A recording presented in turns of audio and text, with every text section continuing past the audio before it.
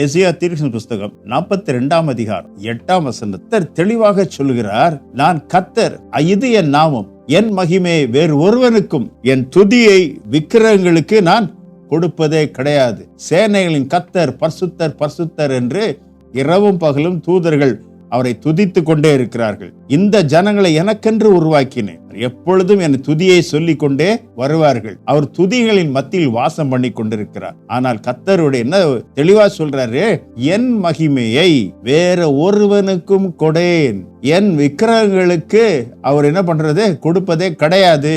விக்கிரகங்களை துதிக்கிறவர்கள் உண்டு, ஆனால் கர்த்தர் எரிச்சலில் உள்ள தேவன், நான் கர்த்தர், என்னை அன்றி உனக்கு வேற தேவர்கள் உண்டாயிருக்க வேண்டாம் என்று கர்த்தர் தெளிவாக சொல்லுகிறார். இந்த வார்த்தையின்படி கர்த்தருடைய வசனம் நிறைவேறி கொண்டிருக்கிறது. நிச்சயமாக வசனம் எல்லாம் நிறைவேறி கொண்டே இருக்கிறது. ஒன்று குறை அத்தனையும் நிறைவேறும். முற்றிலும் எதிர்பாராத நேரத்தில் அவருடைய வல்லமை இறங்க ஆரம்பிக்கும். கர்த்தர் உன்னை காத்துக் கொள்வாராக. ஆமென்.